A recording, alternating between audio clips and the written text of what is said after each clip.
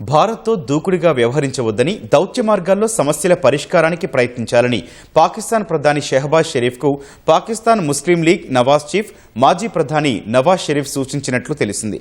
ఇందులో భాగంగా భారత్తో సంప్రదింపులు చేసేందుకు నవాజ్ ప్రయత్నాలు చేస్తున్నట్లు స్థానిక మీడియా పేర్కొంది.